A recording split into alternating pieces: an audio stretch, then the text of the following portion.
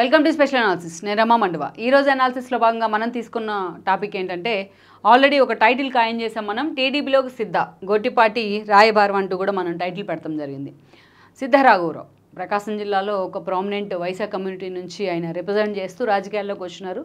అంతకుముందు కూడా ఒక సక్సెస్ఫుల్ గ్రానైట్ బిజినెస్లో ఒక సక్సెస్ఫుల్ పారిశ్రామికవేత్తగా కూడా సిద్ధ కుటుంబానికి పేరుంది. సో అలాంటి సిద్ధ రాఘవరావు ఏదైతే 2014 ముందు ఏ పార్టీ నుంచి కూడా అంతగా ఆయన అసోసియేట్ అయ్యే ప్రయత్నం చేయలేదు. బట్ ఒక సక్సెస్ఫుల్ పారిశ్రామికవేత్తగా పలు పార్టీలకి ఆయన ఎన్నికల సమయంలో విరాళాలు ఇవ్వడం కానీ అలా అనేక సందర్భాల్లో వార్తల్లో ఉంటూ వచ్చారు. కానీ ఆఖరికి అప్పట్లో శ్రీశైలం ట్రస్ట్ బోర్డు చైర్మన్గా కూడా ఆయన పనిచేసిన హిస్టరీ అయితే ఉంది. దెన్ 2014 వచ్చేటప్పటికి ఆయన పూర్తి స్థాయిలో టీడీపీకి ఒక క్లోజ్ అసోసియేట్ కావడం జరిగింది అటు చంద్రబాబు నాయుడుకి కూడా. ఈ క్రమంలోనే 2014 ఎన్నికల్లో సిద్ధ రాఘవరావుకి ఆ పార్టీ దర్శి టికెట్ ఇచ్చింది. దెన్ దర్శి నుంచి ఆ రోజున్న టీడీపీ వేవ్లో ఆ రోజున్న చంద్రబాబు నాయుడు చరిష్మా ముందు సిద్ధ రాఘవరావు కూడా గెలవడం జరిగింది దర్శి నుంచి. దెన్ ఆయన ఎమ్మెల్యే అయిన వెంటనే చంద్రబాబు నాయుడు జిల్లాలో ఉన్న క్యాస్ట్ ఈక్వేషన్స్ కూడా పక్కన పెట్టి సిద్ధ రాఘవరావుని మంత్రివర్గంలోకి తీసుకున్నారు తన క్యాబినెట్లోకి. దెన్ చంద్రబాబు నాయుడు క్యాబినెట్లో సిద్ధ రాఘవరావు సుదీర్ఘకాలం ఆయన మంత్రిగా కూడా పనిచేసిన హిస్టరీ ఉంది. ఇక 2019 ఎన్నికలకు వచ్చేటప్పటికే సిద్ధ రాఘవరావు ఒంగోలు ఎంపీగా పోటీ చేశారు. చాలామంది పేర్లు తెర మీదకి వచ్చినప్పటికీ అప్పుడున్న ఈక్వేషన్స్లో చంద్రబాబు నాయుడు సిద్ధ వైపే మొగ్గు చూపడం జరిగింది. నేను సిద్ధ ఆ రోజున ఒంగోలు ఎంపీగా పోటీ చేశారు. ఎందుకంటే ఒంగోలు నుంచి అప్పటికే టీడీపీ తరపున మాగుంట శ్రీనివాసరెడ్డి ఎంపీగా ఉన్నారు. బట్ 2019 ఎన్నికల కంటే ముందు బాలినేని లాంటి వాళ్ళు పుషప్ చేయడం కానీ ఏదైతే జగన్మోహన్ రెడ్డి మీద ఉన్న కొన్ని ఈక్వేషన్స్ కానీ ఇలాంటి ఈక్వేషన్స్లో మాగుంట ఆ రోజు వైఎస్ఆర్సీపీ జెండా కప్పుకునే ప్రయత్నం చేశారు. ఈవెన్ వైవి సుబ్బారెడ్డి లాంటి వాళ్ళు దాన్ని వ్యతిరేకించినప్పటికీ మాగుంటని రెడ్ కార్పెట్ పరిచి మరీ జగన్మోహన్ రెడ్డి పార్టీలోకి ఆహ్వానించడం జరిగింది. ఈ క్రమంలోనే ఒంగోలు ఎంపీ స్థానానికి ఖాళీ అయింది టీడీపీ నుంచి. ఎవరు పోటీ చేస్తారా అన్న ఇష్యూలోంచి వచ్చిందే సిద్ధ రాఘవరావు అభ్యర్థిత్వం అనేది. ఈ వీడియో మీకు నచ్చినట్లయితే please share, like and subscribe R24 Telugu. ఆ రోజున సిద్ధ ఒంగోలు ఎంపీగా పోటీ చేసి ఓడిపోవడం జరిగింది. అయితే దెన్ ఆయన ఓడిపోయినారు.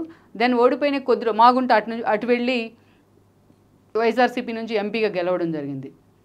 అయితే ఓడిపోయిన కొద్ది రోజులకే సిద్ధ మీద అనేక రకాలుగా జగన్మోహన్ రెడ్డి ప్రెజర్స్ తీసుకొచ్చే ప్రయత్నం చేశారు. అనేక రకాలుగా స్థానిక వైఎస్ఆర్సీపీ నేతలు కూడా ఆయన పరిశ్రమల మీద ఆయన వ్యాపారాల మీద ప్రెజర్ బిల్డ్ చేశారు. ఏ స్థాయిలో అంటే ఎందుకంటే ఎప్పటి నుంచో గ్రానైట్ బిజినెస్లో ఉన్నారు ఆయన, ఎప్పటి నుంచో ఒక సక్సెస్ఫుల్ హోల్డ్ ఉంది ఆయనకి అక్కడ. సో అలాంటి సిద్ధ రాఘవరావుని అటు ఆర్థికంగా కూడా చాలా పుష్కలంగా ఆయనకు ఏదైతే ఒక బ్యాక్గ్రౌండ్ ఉంది అలాంటి సిద్ధ తమ పార్టీలోకి రావాల్సిందే అన్నట్టుగా ఆ రోజు Jaganmohan Reddy and team pressurise చేయడం జరిగింది. ఈ క్రమంలోనే తన కొడుకు సుధీర్తో కలిసి సిద్ధ రాఘవరావు ఆ పార్టీ జెండా కప్పుకునే ప్రయత్నం చేశారు. స్థానిక టీడీపీ నేతలు వారిస్తున్నా సరే వినకుండా సిద్ధ రాఘవరావు ఆ రోజు నిజంగా ఆయన ఒక మాటలో చెప్పాలంటే జగన్మోహన్ రెడ్డికి ఆయన భయపడ్డారు కూడా. జగన్మోహన్ రెడ్డి ప్రెజర్కో స్థానికంగా ఉన్న తన బిజినెస్లు చేసుకొనివ్వరనే ఒక భయంలో సిద్ధ రాఘవరావు ఆ రోజు భయపడ్డారని అనుకోవాలి. ఈ క్రమంలోనే ఆయన విత్ ఇమీడియట్ ఎఫెక్ట్ ఆ రోజు వైఎస్ఆర్సీపీ జెండా కప్పుకునే ప్రయత్నం చేస్తున్నారు. పోనీ వైఎస్ఆర్సీపీలో ఏమైనా పదవులు దక్కాయంటే కూడా ఆ తర్వాత ఏమైనా నామినేటెడ్ పోస్టుల పరంగా కూడా బట్ సిద్ధాన్ని మాత్రం అక్కడే పెట్టారు జగన్మోహన్ రెడ్డి. ఎలక్షన్కి ముందు సుధీర్కి మాత్రం ఆయన కొడుకు సుధీర్కి మాత్రం టీటీడీ బోర్డు ఏదైతే మెంబర్గా ఒక పదవి కూడా కట్టబెడతాం జరిగింది. జస్ట్ ఆ ఫ్యామిలీకి జగన్మోహన్ రెడ్డి ఇచ్చిన క్రెడిట్ ఏదంటే అది ఒక్కటి మాత్రమే, అది కూడా కొద్ది రోజులే. ఇక ఆ తర్వాత మనం చూస్తే మొన్నటి ఎన్నికలకు ముందు సిద్ధాన్ని అనేక రకాలుగా జగన్మోహన్ రెడ్డి పోటీ చేయించాలని ప్రయత్నం చేశారు. ఒక దశలో గొట్టిపాటి రవి మీద పోటీ చేయాలి సిద్ధ కానీ ఆయన కొడుకు సుధీర్ కానీ గొట్టిపాటి రవి మీద పోటీ చేయించాలని జగన్మోహన్ రెడ్డి చాలా ప్రెజర్ బిల్డ్ చేశారు. కానీ ఆ రోజు గొట్టిపాటి రవి చరిష్మా ముందు జగన్మోహన్ రెడ్డి నిలబడ్డా కూడా ఆ రోజు ఓటమి తప్పని పరిస్థితి అయితే ఉంది మొన్న ఎలక్షన్ టైంలో. అందుకనే జగన్మోహన్ రెడ్డి ఎంత ప్రెజర్ చేసినా సిద్ధ రాఘవరావు కానీ ఆయన కొడుకు సుధీర్ కానీ పోటీ చేసేందుకు ముందుకు రాలేదు. సరే ఎక్కడో ఒక చోటు నుంచి దర్శి నుంచి కానీ ఇంకెక్కడి నుంచి అయినా పోటీ చేయించాలని ఆలోచన చేసినప్పటికీ ఈసారికి మాత్రం మేము ఎన్నికలకు దూరంగా ఉంటాం, ఎన్నికల్లో ప్రత్యక్ష ఎన్నికల్లో పోటీ చేయమంటూ సిద్ధ అండ్ ఆయన కొడుకు ఇద్దరు మౌనంగా ఉండిపోయారు. కాకుంటే పార్టీకి మాత్రం పుష్కలంగా ఆర్థిక అండదండలు మాత్రం అందించారనేది మొన్న ఉమ్మడి ప్రకాశం జిల్లాలో వీళ్ళ గురించి ఉన్న ఒక చర్చ, అందులో వాస్తవం కూడా ఉంది. బట్ ఆ ఎన్నికల్లో ఇక రాష్ట్ర వ్యాప్తంగా వైఎస్ఆర్సీపీ తుడిచిపెట్టుకుపోయిందని అనుకోవాలి. ఇప్పుడున్న పరిస్థితుల్లో అసలు వైఎస్ఆర్సీపీలో ఉంటే సిద్ధ రాఘవరావుకి ఏం చేయాలి అన్న ఒక ప్రశ్న ఎదురవుతోంది. సో ఆయన ఇక ఇదే సమయంలో మనం ఇంకొక విషయాన్ని కూడా ఇక్కడ గుర్తు చేసుకోవాలి. లోకేష్ పాదయాత్రలో ఉన్న క్రమంలో ఆ రోజు మనం ఒకసారి గుర్తు చేసుకుంటే ఆయన పాదయాత్ర ఉమ్మడి ప్రకాశం జిల్లాలోకి ఎంటర్ అయిన తర్వాత ఒంగోలు దర్శి ఆ పరిసర ప్రాంతాల్లో ఆయన పాదయాత్ర చేస్తున్న క్రమంలో అనేక సార్లు ఆయన సిద్ధ రాఘవరావుని ఆయన సుధీర్ని కూడా టార్గెట్ చేసే ప్రయత్నం చేశారు లోకేష్. పార్టీని విడిచిపెట్టి వెళ్ళినందుకు థ్యాంక్స్ చెప్తున్నాను సిద్ధా రాఘవరావుకు అంటూ కూడా కొన్ని కీలక కామెంట్స్ కూడా చేశారు లోకేష్. సిద్ధా లాంటి వాళ్ళు అంతటి భయస్థులు పార్టీని వేయడం వల్లే ఈరోజు పార్టీ చాలా స్ట్రాంగ్గా మిగిలింది ప్రకాశం జిల్లాలో అంటూ కూడా ఆయన పొగడ్తలు కురిపించారు మిగతా నేతల మీద, ఒక జనార్దన్, ఒక ఏలూరు, ఒక గొట్టిపాటి రవి లాంటి వాళ్ళ మీద. సో దెన్ ఇక మొన్నటి ఎన్నికల్లో వైఎస్ఆర్సీపీ ఓడిపోయిన తర్వాత ఈరోజు జగన్మోహన్ రెడ్డికే భవిష్యత్తు లేదు. అలాంటి జగన్మోహన్ రెడ్డికి సిద్ధా లాంటి వాళ్ళకి ఏం భవిష్యత్తు ఇస్తారు?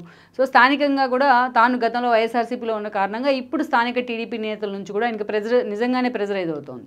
ఇలాంటి సిచ్యువేషన్లో సిద్ధా పార్టీ మారుతున్నారనే చర్చ కూడా జరుగుతోంది. ఇటీవల ఆయన చంద్రబాబును కూడా కలిశారని కూడా చెప్తున్నారు. సో ఆ విజువల్స్ బయటకు వచ్చినప్పటికీ ఆయన కలిశారా లేదా అన్న అంశం మీద అయితే ఒక క్లారిటీ అయితే లేదు. బట్ ఈ విషయంలో మనం చూసినట్లయితే లోకేష్ మాత్రం ఈ విషయంలో అంతగా సిద్ధా ఫ్యామిలీ పార్టీలోకి వచ్చేందుకు అంతగా సుముఖంగా లేరనే ఇంకొక లీక్ కూడా బయటకు వస్తుంది. మరోవైపు చూసినట్లయితే గొట్టిపాటి రవి లాంటి వాళ్ళతో తనకున్న పరిచయం దృష్ట్యా సిద్ధా రాఘవరావు గొట్టిపాటి రవితోని ఇప్పుడు ఆయన మంత్రిగా ఉన్నారు, విద్యుత్ శాఖ మంత్రిగా ఉన్నారు. అద్దంకి నుంచి వరుసగా ఆయన గెలవడం జరిగింది అప్రతిహతంగా. మొన్న కూడా ఆయన గెలిచారు. అలాంటి గొట్టిపాటి రవితో సిద్ధా రాఘవరావు ఈరోజు రాయబారం చేపిస్తున్నారు చంద్రబాబు నాయుడు దగ్గరికి, లోకేష్ దగ్గరికి అని కూడా చర్చ నడుస్తోంది. తాము ఎలాంటి కండిషన్స్కైనా లోబడి ఆ పార్టీలోకి వస్తాము అనే ఒక ప్రపోజల్ను సిద్ధా లాంటి వాళ్ళు లోకేష్ ముందు, చంద్రబాబు నాయుడు ముందు ఉంచినట్టుగా కూడా చెప్తున్నారు.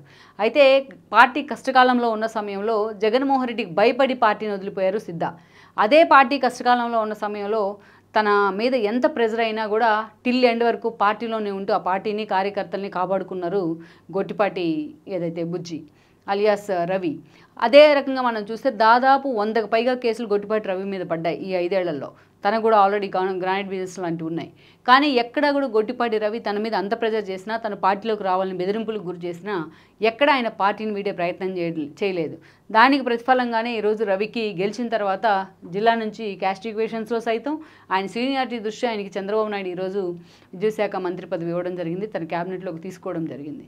సో ఆయన పార్టీని కష్టకాలంలో అంటిపెట్టుకుని ఉన్నారు కాబట్టి రవికి ఇలాంటి క్రెడిట్ దక్కింది.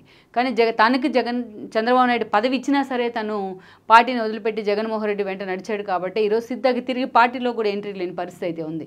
అదే పార్టీ కష్టకాలంలో ఉన్న సమయంలో తన మీద ఎంత ప్రెజర్ అయినా కూడా టిల్ ఎండ్ వరకు పార్టీలోనే ఉంటూ ఆ పార్టీని, కార్యకర్తల్ని కాపాడుకున్నారు గొట్టిపాటి ఏదైతే బుజ్జి అలియాస్ రవి.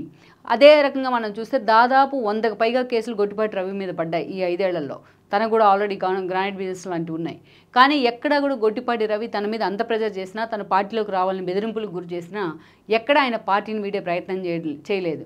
దానికి ప్రతిఫలంగానే ఈరోజు రవికి గెలిచిన తర్వాత జిల్లా నుంచి క్యాస్ట్ ఈక్వేషన్స్లో సైతం ఆయన సీనియారిటీ దృష్ట్యా ఆయనకి చంద్రబాబు నాయుడు ఈరోజు విద్యుత్ శాఖ మంత్రి పదవి ఇవ్వడం జరిగింది, తన క్యాబినెట్లోకి తీసుకోవడం జరిగింది.